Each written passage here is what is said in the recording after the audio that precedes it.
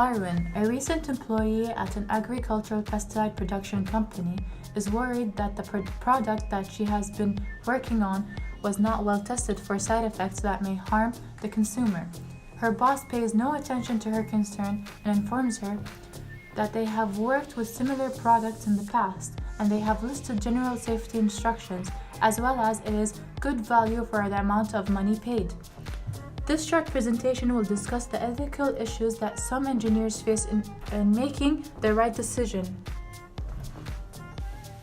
Arwen's case is considered an ethical case because it requires a decision between doing what is convenient for the company or what should a genuine engineer do.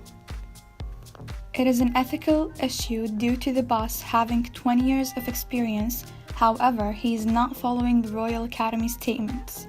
He should keep his knowledge and skills updated based on the available evidence and must be aware of the principles as he's an expert in the field. On the other hand, Arwen, a new employee who is considered a non-experienced engineer, was following the Royal Academy principles effectively. A pesticide product that has not been properly tested may have serious side effects which lead to harmful consequences on the environment and the consumer. Cancer, nausea, and skin irritation may encounter the farmers. Also, they have noticed that children's nerve system might be disturbed. It was discovered that pesticide might affect children's nerves due to their unfully developed immune system. As for the environment, it is proven that it can pollute air, toxic for living organisms, and it may also be dangerous to beneficial insect species. This is why a good engineer should follow these certain duties. 1. Accuracy of reporting. Arwen would do her own research with proven statistics. 2. Health and safety. With her study, she is proving that the product may harm us. And the last one, protecting the environment. As well as having the characteristics of showing the ability to think logically, an engineer should have solving problem skills by clearing up an issue quickly but creatively. And to do this, they should pay attention to details, even the smallest error which could fail a whole project if wasn't noticed.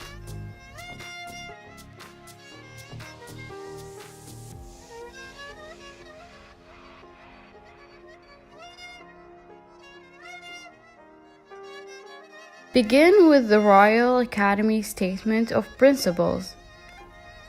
These 4 fundamental principles should guide an engineer in achieving the high ideals of professional life. Moving to the first point, accuracy and rigor. Expert engineers have a duty to obtain and use wisely and faithfully the understanding knowledge that is relevant to the engineering skills needed to perform their role. Unsurprisingly, many engineers don't accept the fact that they need to work more in areas in which they are not enough qualified or not able to easily achieve competency. Professionalism also involves in being honest about the level and areas of competency. It may be noted that engineers should be honest about unknown skills and undeveloped skills. However, they should keep their knowledge and skills up to date based on the available evidence. Moreover, engineer task is to ensure risks are managed and any doubt should be not included to allow teams to acquire the appropriate skills.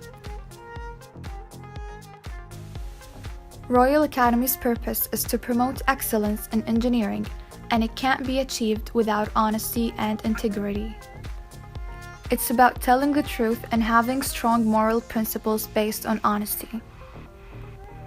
Being honest means choosing not to lie or deceive in any way, When you're honest in your work, you build strength of a genuine engineer character that will allow you to be of a great service to others. Also, it will enhance your future opportunities. Having honesty and integrity in work is one of the most important qualities of a great engineer. They are the foundation of any business. And people who build their work on lies and deluding others in order to a fast success are temporary winners. There should be no exceptions to honesty and integrity because it's a state of mind and it's not situational. And the true mark of a loyal engineer is how fair and honest you can be even when others are unfair. So they should act in a reliable and trustworthy manner and respect the privacy, rights, and reputations of others. And in Arwa's case, she should avoid deception and take steps to prevent or report a professional misconduct. And the last thing is to reject bribery and improper influence. And what, like Abraham Lincoln used to say, I'm not bound to be true, I'm not bound to succeed, but I'm bound to live by the light I have.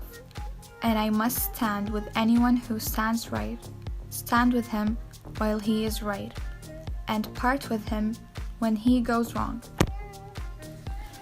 Which reminds us of Arwen's case, and that she don't have to go with the flow just because her boss said to, and she should stand for her principles and recognize what's right and what's wrong.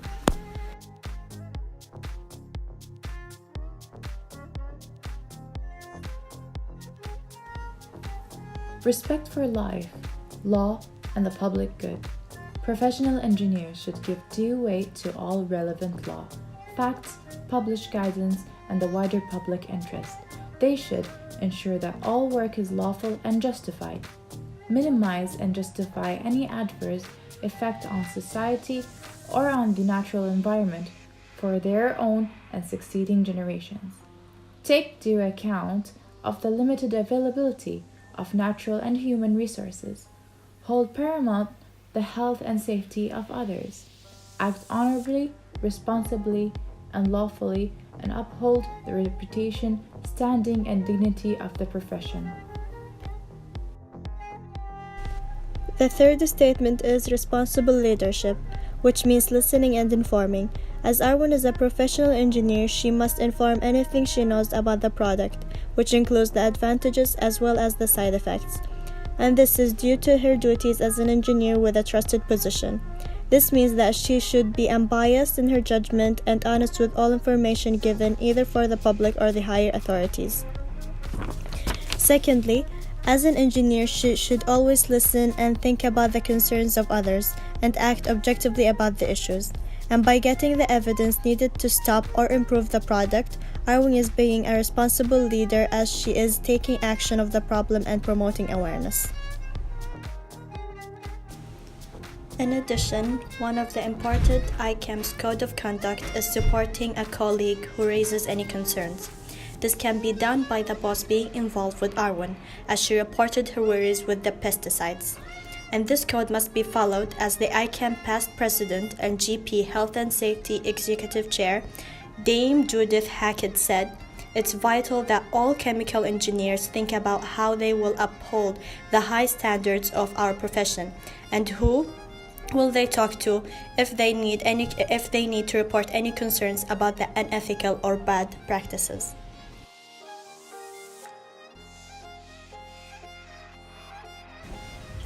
All members should act on their professional responsibilities based on A. Professional competence and B. Professional relationships. Professional competence should include preventing avoidable danger to health and safety and preventing avoidable adverse impact on the environment.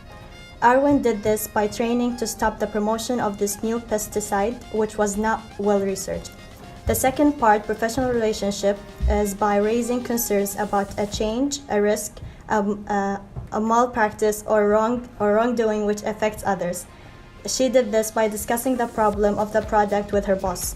The second part is treating colleagues and subordinates fairly and without bias. She did this by doing her own research The second part is professional relationship, which is by raising concerns about a danger, risk, malpractice, or wrongdoing which affects others. She did this by discussing the problem of the product with her boss. Relationships should always be fair and biased between colleagues and subordinates. Arwen did this by doing her own research and not settling with what her boss said. She acted on her opinion. In addition, one of the important ICAM's code of conduct is supporting a colleague who raises any concerns. This can be done by the boss being involved with Arwen, as she reported her worries with the pesticides. And this code must be followed, as the ICAM past president and GP Health and Safety Executive Chair, Dame Judith Hackett, said, "It's vital that all chemical engineers think about how they will uphold the high standards of our profession, and who will they talk to if they need to report any concerns about the unethical or bad practices."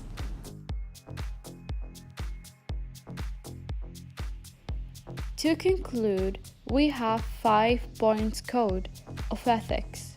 Firstly, professional development with evidence. Secondly, confidentiality, and act in a professional manner. Respect other opinion. And finally, state your position.